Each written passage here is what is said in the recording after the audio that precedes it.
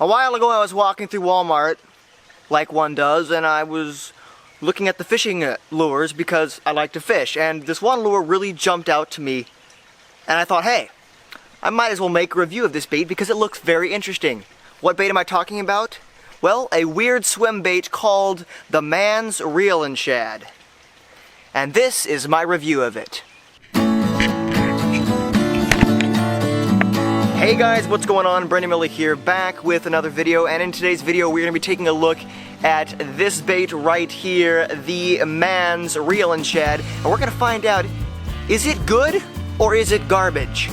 So like I said, I picked up these reel and shads at Walmart. I picked up the pearl color because that's like the only color they had. They had the pearl and then they had another color that wasn't really what I wanted. So before we look at the bait, we're going to look at the packaging because the packaging can say a lot about a lure. And this packaging states that this has a patent. So they patented this design, which, good for you, mans. You got to protect those designs, you know. People steal them.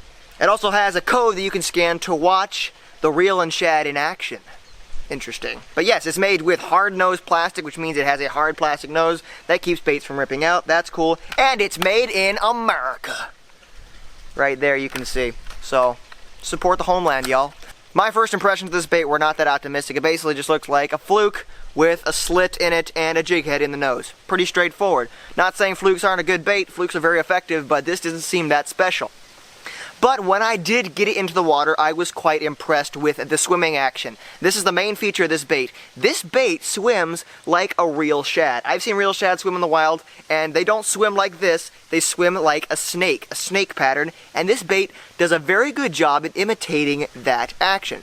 So, immediately, I was quite impressed. The bait is made of a very, very limber plastic that aids in that really lifelike, snake-like action.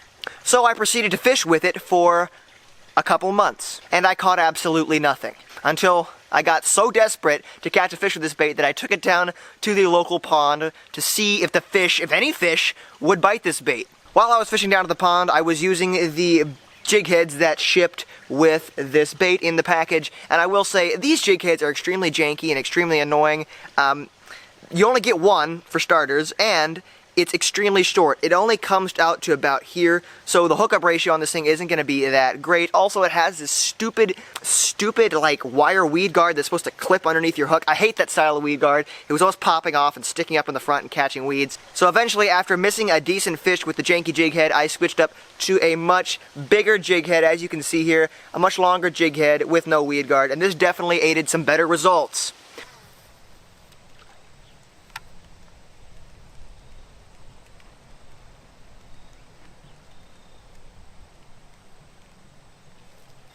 There we go. It's good fish. These are strong. Nice. Finally caught a fish, guys. I was praying I'd catch one. I've been out here for like an hour trying to catch a fish. Alright guys, finally caught a fish on this bait, as you can see right there. He actually smashed it pretty hard. I've been out here for like an hour or two trying to catch fish in this pond. This pond is usually pretty good bass fishing, but it seems like today these fish were not in the mood to bite this bait. But finally caught one, as you can see right there. The bait does work, so that's good to know. So what are my final thoughts on this bait? Well, I love the action of this bait. I love how pliable and floppy the plastic is. That definitely helps aid the bait, like I said, in that really lifelike action, and that's a great plus. The action of this bait is fantastic, especially when you are fishing it like a jerk bait. When you're stroking the bait, it has a great darting, fluttering action, and then it falls back down.